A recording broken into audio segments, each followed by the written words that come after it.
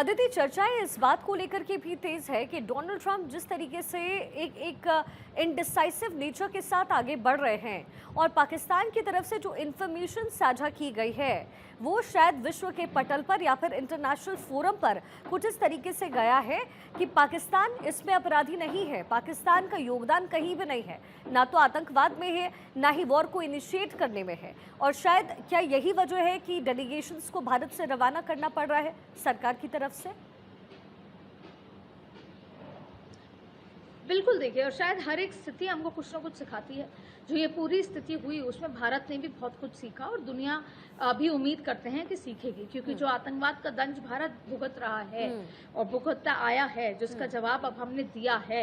और इस बार आतंकवाद को समझ में आया है कि अगर आप हमारे लोग मारोगे तो आप परिवार सहित जाओगे। ऐसा नहीं है कि हमें आपके घर के ठिकाने नहीं पता या आपका परिवार के ठिकाने या आपका जहाँ पर अपनी टेरर फैक्ट्री चलाते हैं वो हमें नहीं पता।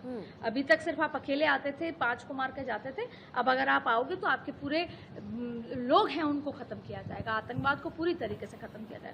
ये एक बहुत बड़ा मैसेज है जो गया है पाकिस्तान में, भले ही बाहर निकल कर नहीं आ रहा, लेकिन जाहिर तौर पे आर्मी बैकफुट पे आई है, क्योंकि जाहिर तौर पे हैंड एंड ग्लव है आर्मी और वहाँ की सरकार। जिस तरह का प्रेशर वहाँ के जो लश्करे के जो लोग हैं, जो हाईएस्ट टॉप लोग हैं या फिर जो दूसरे ऑर्गेनाइजेशंस के जो टॉप लोग हैं, उनका प्रेशर सरकार पे और आर्मी पे बहुत ज़्यादा था और यही वजह थी कि आर्मी को रिटेलिएट करना पड़ा उनके प्रेशर में। दूसरी बड़ी बात है कि देखिए, अमेरिका ने खुद को भी एक्सपोज किया। अमेरिका ने पाकिस्तान और भारत को जब एक साथ रखने की कोशिश की कि ना हम ट्रेड तुम्हारे साथ करेंगे ना हम ट्रेड हमारे साथ करेंगे, तो जाहिर तौर पे ये डोनाल्ड ट्रंप की समझदारी पर सवाल उठाता है। ये बात नहीं है कि भारत इस पर सवाल कर रहा है।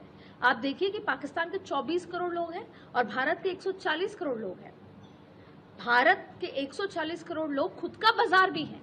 अगर हम दुनिया के साथ भी ट्रेड बंद कर दें तो जो प्रोडक्शन हम अपने यहाँ करेंगे उसका कंजम्पशन भी हम खुद कर सकते हैं। तो अमेरिका भले ही ये भूल गया हो कि हम आपका बाजार हैं, हम चाइना का बाजार हैं और आपको ट्रेड करने के लिए भारत की सबसे ज़्यादा ज़रूरत है।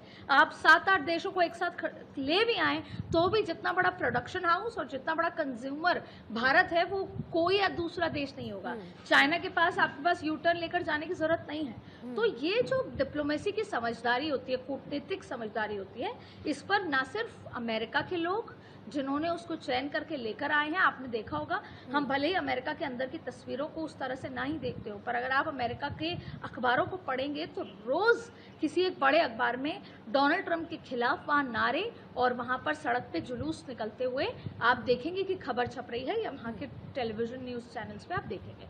लेकिन भारत अपना काम कर रहा है। देखिए, भारत एक रिस्पॉन्सिबल सिटीजन है, बढ़ती हुई अर्थव्यवस्था है, उसको अपने उस पूरे बढ़ती हुई अर्थव्यवस्था में कोई स्पीड ब्रेकर नहीं चाहिए।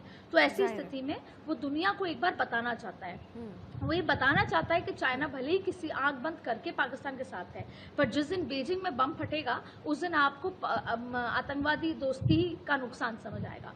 एक बार क्या अमेरिका फिर 9/11 का इंतजार कर रहा है? अगर 9/11 होता और तब भारत और या कोई दूसरा देश जैसे डोनाल्ड ट्रंप ने बिहेव किया अगर करता तो शायद वो उस बात का भी इंतजार कर रहा है। ठीक वैसे ही अगर टर्की आज पाकिस्तान के साथ है, अगर टर्की में जिस दिन बम धमाका होगा शायद उस दिन समझ आएगा कि ड्रोन्स देना इस ऐसी गतिविधियों के लिए कितना सही होता है। तो ऐसे पूरी दुनिया को एक बार ये याद दिलाना ज़रूरी है कि भारत आज से नहीं, दशकों से याद दिलाता आ रहा है कि पाकिस्तान एक आतंकवाद परस्त नेशन है। और अगर आपको नहीं समझ आता तो हमारे डेलीगेशंस आपके पास एक लंबी फहरिस्त का सबूत लेकर आए हैं, लेकिन उसके बाद भी अगर आपको समझ में नहीं आता तो भारत अकेला ही सही इस लड़ाई में आगे है और आगे बढ़ता रहेगा, आतंकवाद का खात्मा करेगा और तब जाकर होगा ऑपरेशन सिंदूर 2.0। देखिए, ये जो लड़ाई है अभी खत्म नहीं हुई है जी, इस पे सिर्फ ब्रेक लिया गया है। और अगर बहुत टेक्निकल बात करें तो हम अपने आप को एक बार फिर जिसे कहते हैं कि दुरुस्त कर रहे हैं। जिन जिन इस जो भी सो कॉल्ड संघर्ष या युद्ध कह लें इसे, इस दौरान जो भी कमियां भारत को लगी, डिप्लोमेटिकली, कूटनीतिक के लिहाज से, आर्म्स एंड एम्यूनिशंस के लिहाज से, बॉर्डर पे किसी सिक्योरिटी के लिहाज से या किसी भी तरीके से अगर कमी लगी है उसको दुरुस्त कर रहे हैं। क्योंकि अभी हर भाषण में प्रधानमंत्री नरेंद्र मोदी ने जिस दिन बिहार में कहा था तब सबको पता था कि किस तरह का जवाब होगा। घुस के मारेंगे, चुन चुन के मारेंगे, और वही हुआ।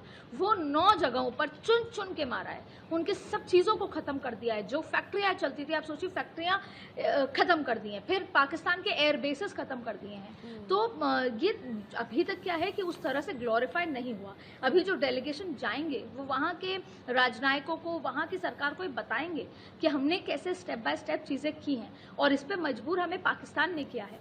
ये उस स्तर पर ले जाना चाहता है भारत कि वो जो TRF है उसको आतंकवादी घोषित कराए, पाकिस्तान को फंड काटे, और ये तमाम चीज़ें वो बिना अमेरिका के सपोर्ट के करना चाहता है, क्योंकि जाहिर तौर पे बहुत हुआ। हमें नसीहत नहीं चाहिए। जब आतंकवाद के साथ हमारी लड़ाई हो तो या तो साथ खड़े हो, नहीं तो भारत तो अकेला लड़ाई लड़ेगा ही। इसी पूरे मैसेज के साथ भारत अपना डेलीगेशन दुनिया भर में भेज रहा है।